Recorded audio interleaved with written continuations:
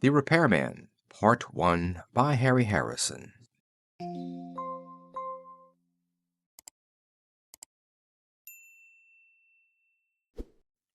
The old man had that look of intense glee on his face that meant someone was in for a very rough time. Since we were alone, it took no great feat of intelligence to figure out it would be me. I talked first, bold attack being the best defense and so forth. I quit. Don't bother telling me what dirty job you have cooked up, because I have already quit, and you do not want to reveal company secrets to me. The grin was even wider now, and he actually chortled as he thumbed a button on his console. A thick legal document slid out of the delivery slot onto his desk. "This is your contract," he said. "It tells how and when you will work. A steel and vanadium-bound contract that you couldn't crack with a molecular disruptor." I leaned out quickly, grabbed it, and threw it into the air with a single motion. Before it could fall, I had my solar out, and with a wide-angle shot, burned the contract to ashes. The old man pressed the button again, and another contract slid out on his desk. If possible, the smile was even wider now. "I should have said a duplicate of your contract, like this one here." He made a quick note on his secretary plate. "I have deducted 13 credits from your salary for the cost of the duplicate, as well as a 100-credit fine for firing a solar inside a building." I slumped, defeated, waiting for the blow to land.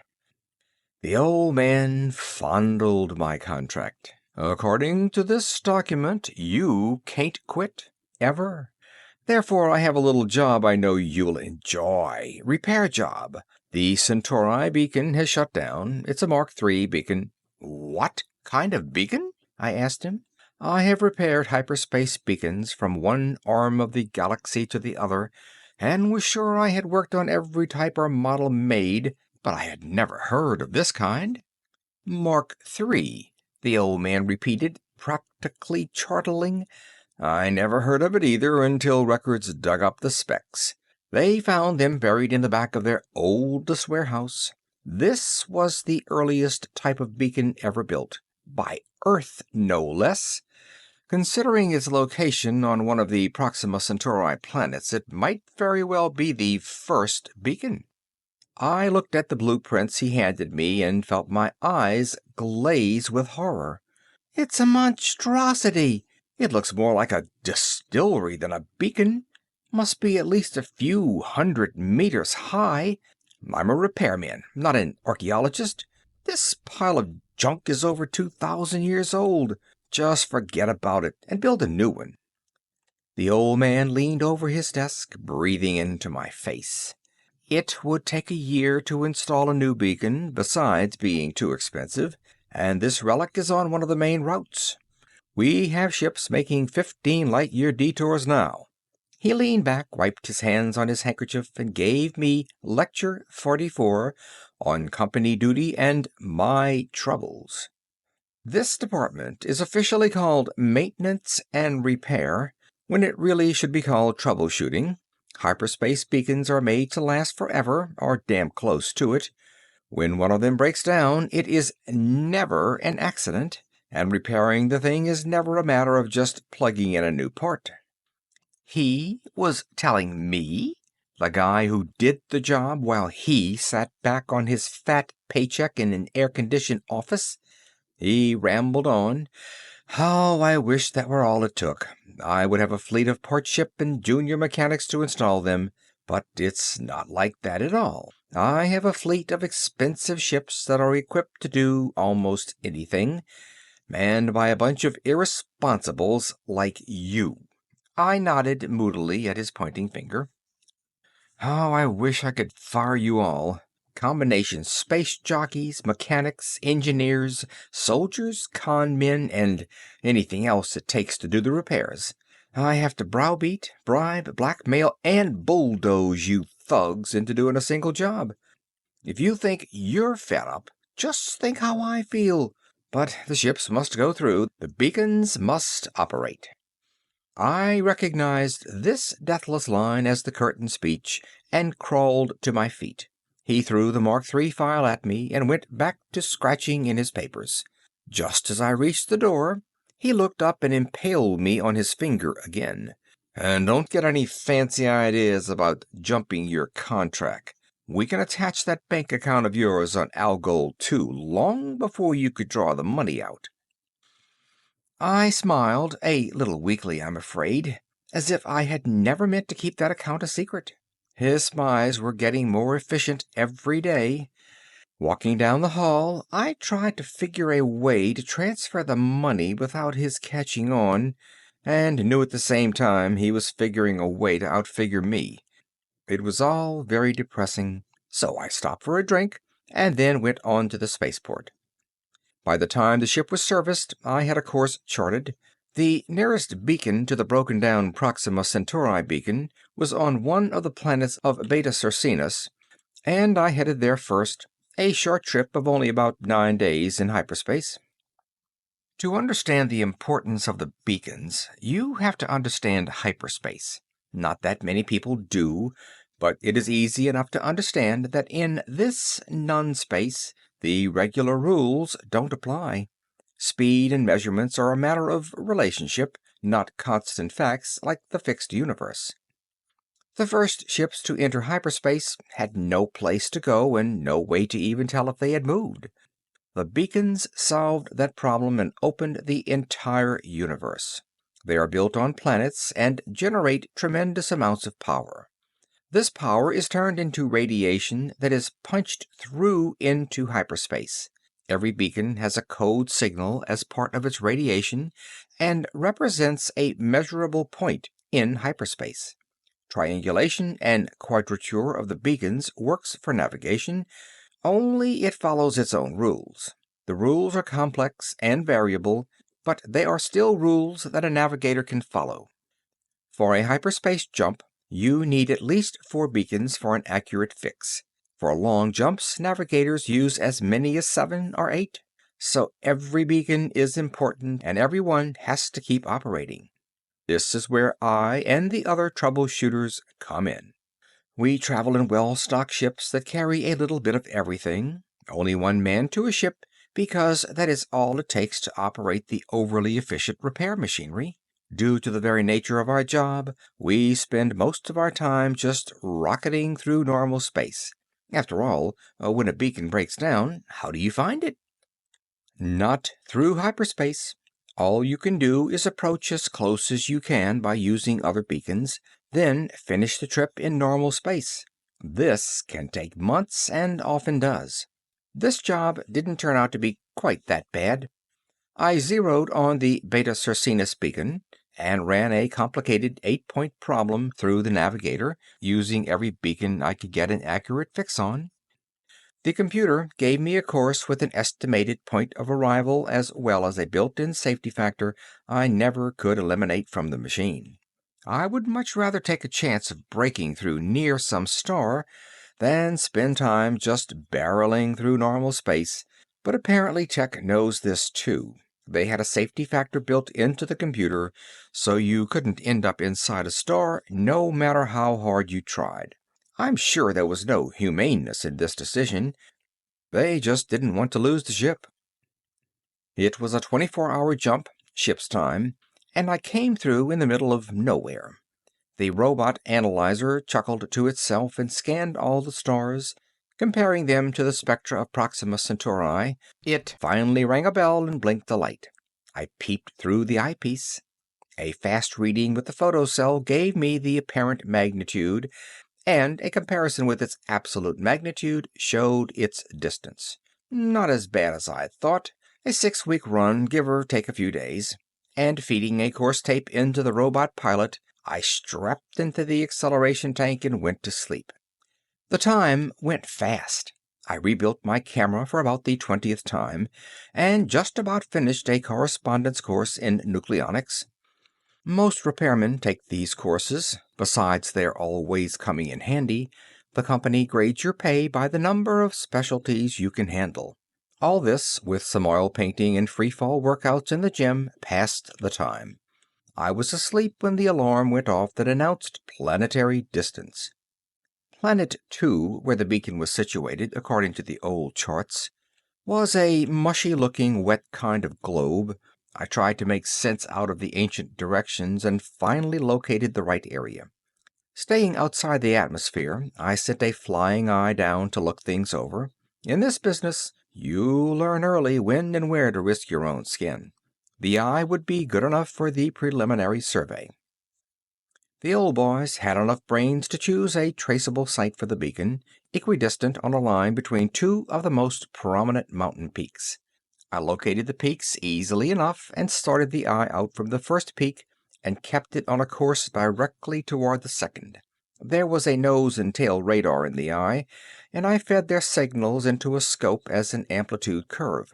When the two peaks coincided, I spun the eye controls and dived the thing down. I cut out the radar and cut in the nose orthicon and sat back to watch the beacon appear on the screen. The image blinked, focused, and a great damn pyramid swam into view. I cursed and wheeled the eye in circles, scanning the surrounding country. It was flat, marshy bottom land without a bump. The only thing in a 10-mile circle was this pyramid, and that definitely wasn't my beacon. Or wasn't it? I dived the eye lower. The pyramid was a crude-looking thing of undressed stone without carvings or decorations. There was a shimmer of light from the top, and I took a closer look at it. On the peak of the pyramid was a hollow basin filled with water. When I saw that, something clicked in my mind. Locking the eye in a circular course, I dug through the Mark III plans, and there it was. The beacon had a precipitating field and a basin on top of it for water. This was used to cool the reactor that powered the monstrosity. If the water was still there, the beacon was still there, inside the pyramid. The natives, who of course weren't even mentioned by the idiots who constructed the thing, had built a nice, heavy, thick stone pyramid around the beacon. I took another look at the screen and realized that I had locked the eye into a circular orbit about 20 feet above the pyramid. The summit of the stone pile was now covered with lizards of some type, apparently the local life form. They had what looked like throwing sticks and arbalasts and were trying to shoot down the eye, a cloud of arrows and rocks flying in every direction. I pulled the eye straight up and away and threw in the control circuit that would return it automatically to the ship. Then I went to the galley for a long, strong drink. My beacon was not only locked inside a mountain of handmade stone, but I had managed to irritate the things who had built the pyramid. A great beginning for a job, and one clearly designed to drive a stronger man than me to the bottle. Normally, a repairman stays away from native cultures. They are poison. Anthropologists may not mind being dissected for their science, but a repairman wants to make no sacrifices of any kind for his job. For this reason, most beacons are built on uninhabited planets. If a beacon has to go on a planet with a culture, it is usually built in some inaccessible place. Why this beacon had been built within reach of the local claws I had yet to find out. But that would come in time. The first thing to do was make contact. To make contact, you have to know the local language. And for that, I had long before worked out a system that was foolproof.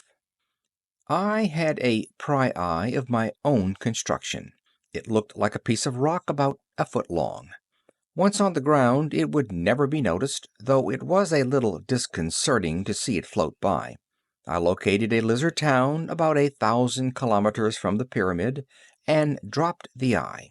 It swished down and landed at night in the bank of the local mud wallow. This was a favorite spot that drew a good crowd during the day. In the morning, when the first wallowers arrived, I flipped on the recorder. After about 5 of the local days, I had a sea of native conversation in the memory bank of the machine translator and had tagged a few expressions. This is fairly easy to do when you have a machine memory to work with. One of the lizards gargled at another one, and the second one turned around. I tagged this expression with the phrase, "Hey, George." and waited my chance to use it. Later the same day, I caught one of them alone and shouted, "Hey, George," at him. It gurgled out through the speaker in the local tongue, and he turned around.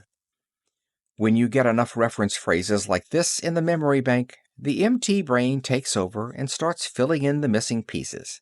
As soon as the MT could give a running translation of any conversation it heard, I figured it was time to make a contact. I found him easily enough. He was the Centaurian version of a goat boy. He herded a particularly loathsome form of local life in the swamps outside the town. I had one of the working eyes dig a cave in an outcropping of rock and wait for him. When he passed next day, I whispered into the mic, "Welcome, O goat boy grandson. This is your grandfather's spirit speaking from paradise." This fitted in with what I could make out of the local religion. Goat boy stopped as if he'd been shot. Before he could move, I pushed a switch, and a handful of the local currency, wampum-type shells, rolled out of the cave and landed at his feet. "Here is some money from paradise, because you have been a good boy." Not really from paradise. I had lifted it from the treasury the night before. "Come back tomorrow and we will talk some more," I called after the fleeing figure. I was pleased to notice that he took the cash before taking off. After that, Grandpa in Paradise had many heart-to-heart talks with Grandson, who found the heavenly loot more than he could resist. Grandpa had been out of touch with things since his death, and Goat Boy happily filled him in. I learned all I needed to know of the history, past and present, and it wasn't nice. In addition to the pyramid being around the beacon, there was a nice little religious war going on around the pyramid. It all began with the land bridge. Apparently the local lizards had been living in the swamps when the beacon was built, but the builders didn't think much of them. They were a low type and confined to a distant continent. The idea that the race would develop and might reach this continent never occurred to the beacon mechanics, which is, of course, what happened. A little geological turnover, a swampy land bridge formed in the right spot, and the lizards began to wander up Beacon Valley and found religion. A shiny metal temple out of which poured a constant stream of magic water, the reactor cooling water pumped down from the atmosphere condenser on the roof. The radioactivity in the water didn't hurt the natives. It caused mutations that bred true. A city was built around the temple, and through the centuries, the pyramid was put up around the beacon.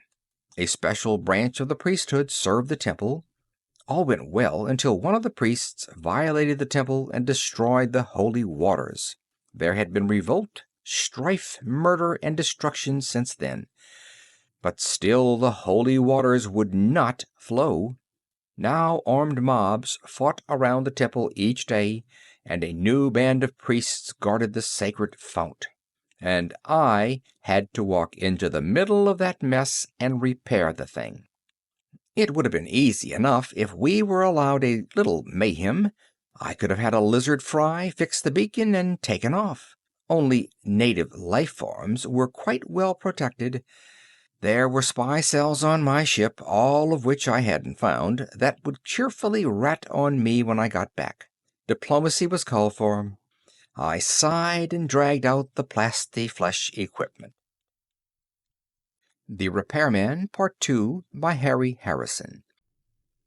Working from 3D snaps of Grandson, I modeled a passable reptile head over my own features.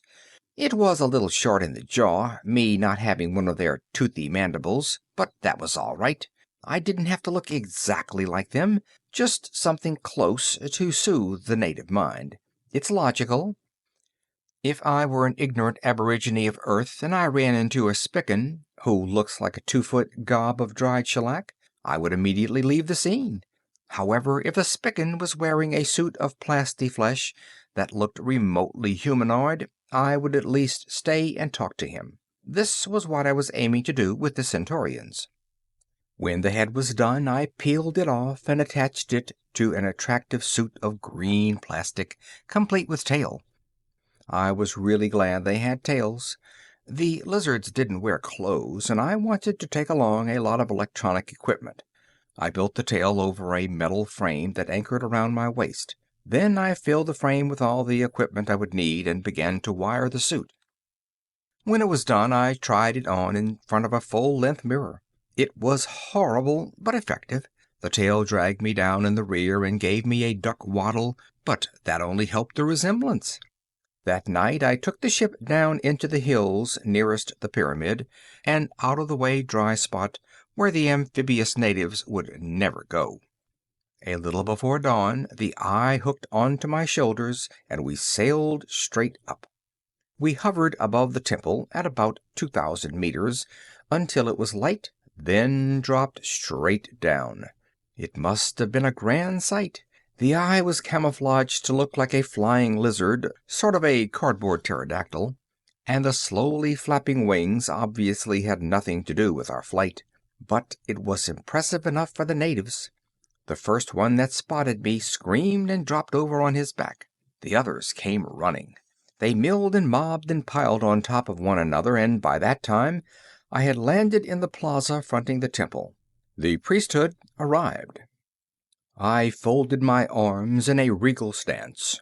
"Greetings, O noble servers of the great God," I said. Of course I didn't say it out loud, just whispered loud enough for the throat mic to catch. This was radioed back to the MT, and the translation shot back to a speaker in my jaws. The natives chomped and rattled, and the translation rolled out almost instantly. I had the volume turned up, and the whole square echoed. Some of the more credulous natives prostrated themselves, and others fled screaming. One doubtful type raised a spear, but no one else tried that after the pterodactyl eye picked him up and dropped him in the swamp. The priests were a hard-headed lot and weren't buying any lizards in a poke. They just stood and muttered. I had to take the offensive again. "Begone, O faithful steed," I said to the eye, and pressed the control in my palm at the same time. It took off straight up a bit faster than I wanted. Little pieces of wind-torn plastic rained down. While the crowd was ogling this ascent, I walked through the temple doors. "I would talk with you, O noble priests," I said. Before they could think up a good answer, I was inside. The temple was a small one, built against the base of the pyramid. I hoped I wasn't breaking too many taboos by going in. I wasn't stopped, so it looked all right. The temple was a single room with a murky-looking pool at one end. Sloshing in the pool was an ancient reptile who clearly was one of the leaders. I waddled toward him, and he gave me a cold and fishy eye, then growled something. The MT whispered into my ear, "Just what in the name of the 13th sin are you, and what are you doing here?" I drew up my scaly figure in a noble gesture and pointed toward the ceiling. "I come from your ancestors to help you. I am here to restore the holy waters." This raised a buzz of conversation behind me, but got no rise out of the chief.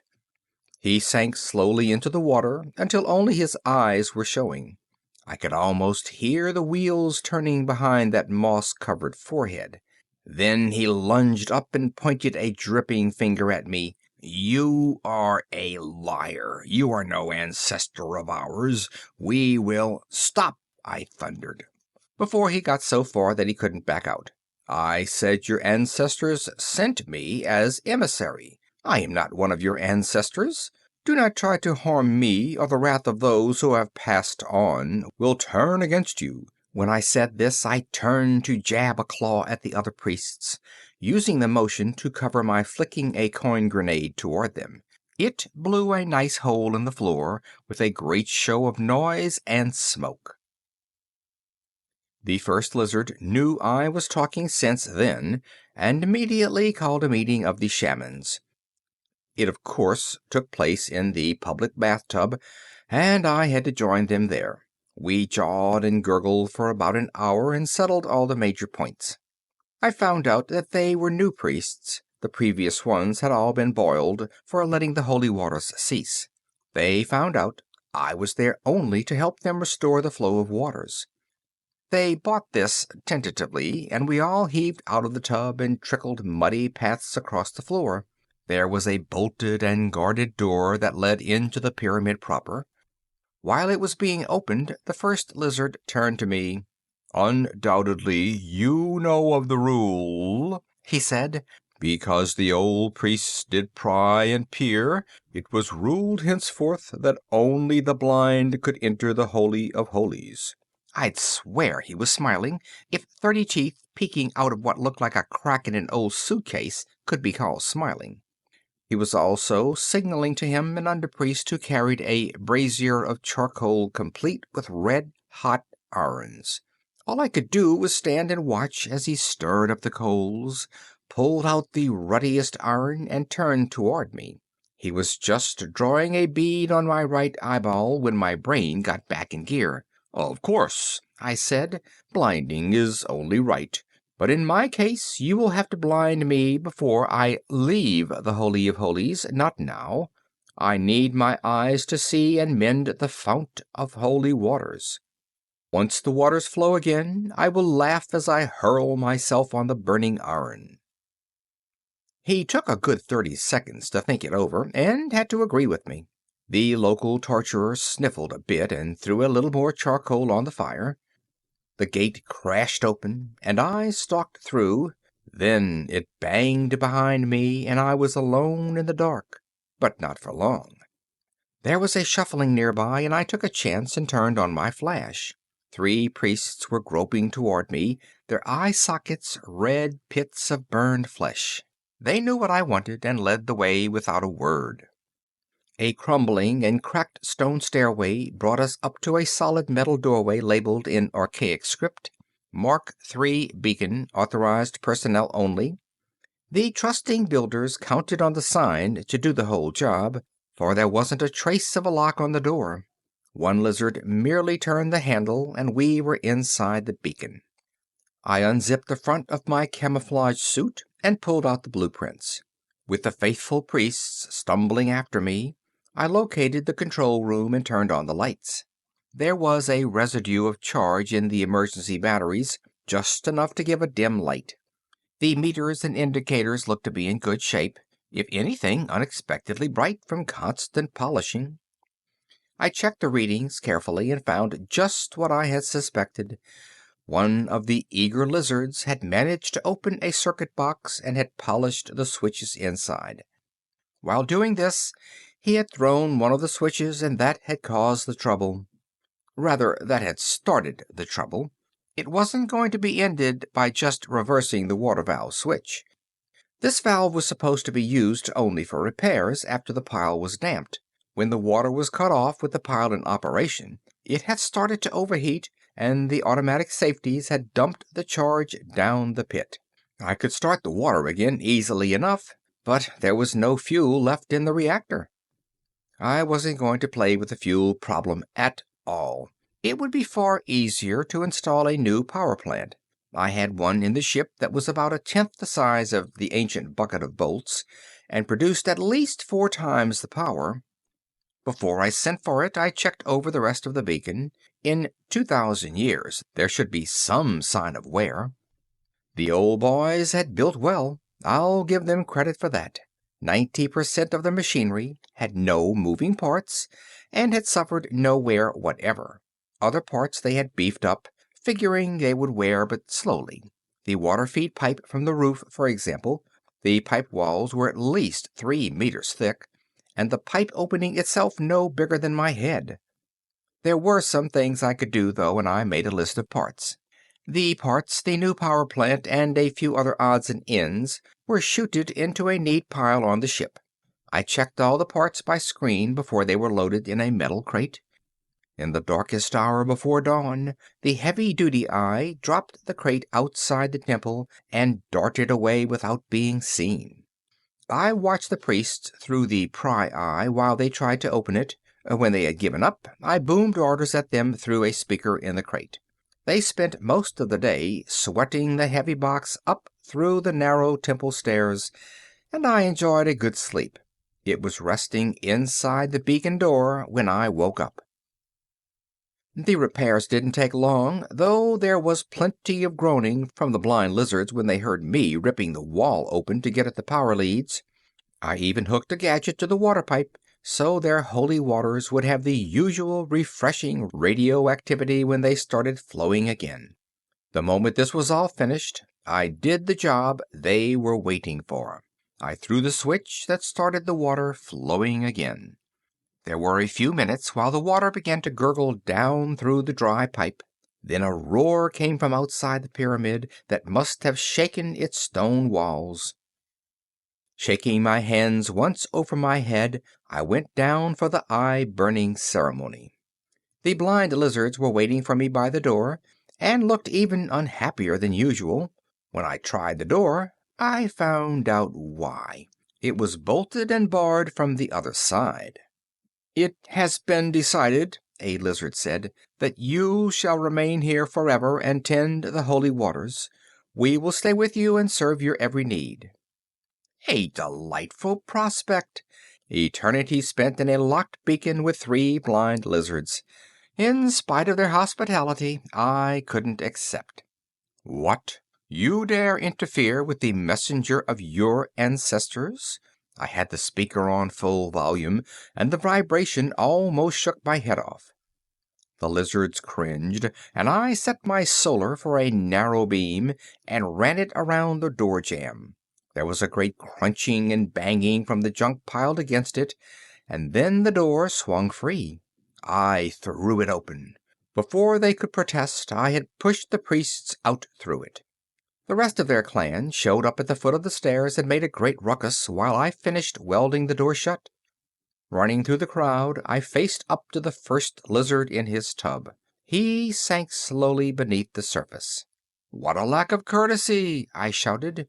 He made little bubbles in the water. "The ancestors are annoyed and have decided to forbid entrance to the inner temple forever, though out of kindness they will let the waters flow. Now I must return. On with the ceremony." The torture master was too frightened to move, so I grabbed out his hot iron.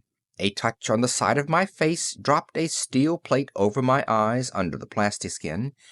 Then I jammed the iron hard into my phony eye sockets, and the plastic gave off an authentic odor.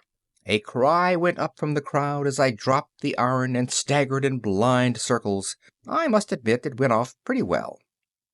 Before they could get any more bright ideas, I threw the switch and my plastic pterodactyl sailed in through the door.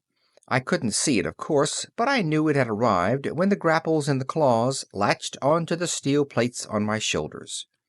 I had got turned around after the eye burning, and my flying beast hooked onto me backward. I had meant to sail out bravely, blind eyes facing into the sunset. Instead, I faced the crowd as I soared away, so I made the most of a bad situation and threw them a snappy military salute. Then I was out in the fresh air and away. When I lifted the plate and poked holes in the seared plastic, I could see the pyramid growing smaller behind me, water gushing out of the base, and a happy crowd of reptiles sporting in its radioactive rush. I counted off on my talons to see if I had forgotten anything. 1, the beacon was repaired. 2, the door was sealed, so there should be no more sabotage, accidental or deliberate. 3, the priests should be satisfied. The water was running again, my eyes had been duly burned out, and they were back in business, which added up to 4, the fact that they would probably let another repairman in under the same conditions, if the beacon conked out again. At least I had done nothing, like butchering a few of them, that would make them antagonistic towards future ancestral messengers. I stripped off my tattered lizard suit back in the ship, very glad that it would be some other repairman who'd get the job.